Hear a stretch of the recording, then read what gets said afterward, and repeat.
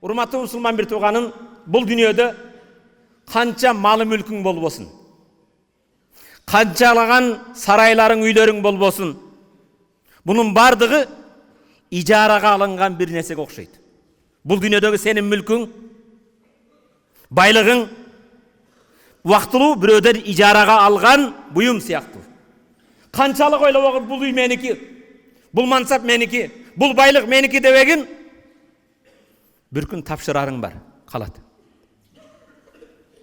Ал эми акырет үчүн амал кылуу мүмкүнчүлүгү сенин колуңда. Акырет үчүн кооз сарайларды салуу сенин колуңда. Акырет үчүн көптөгөн бактарды отургузуу сенин колуңда. Арабызда кээ бир инсандар бар. Ушул жамаатта көптөгөн инсандар бар.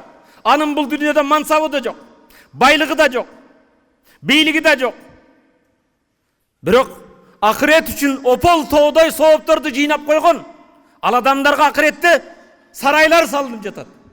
Бактар, гүл бактар, астынан аккан дарыялар. Араңарда ушундай инсандар бар. Ал ибадаты менен, акырет үчүн кылган амалы менен. Бирок сенин өзүң таянып маарканган байлыгың, бийлигиң бир күн таштайсың аны. Артта калат. Денеңден жаның чыккан кезде бул баары кала турган нерсе. Андай боло турган болсо, кала турган, убактылуу болгон нерсеге жабыша бербестен, түбөлүк болгон акырет үчүн бир аракет кылалы, амал кылалы.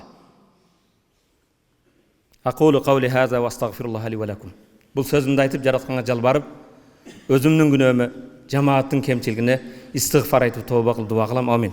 Аллахумма ighfir lana dhunubana wa kaffir anna sayyi'atina wa tawaffana ma'al abrar. Allahumma a'inna ala dhikrika wa shukrika wa husni ibadatik. Wa sallallahu ta'ala ala khayri khalqihi Muhammad wa ala alihi wa sahbihi ajma'in. Amin bi rahmatika ya arhamar rahimin. Wa aqimis salat.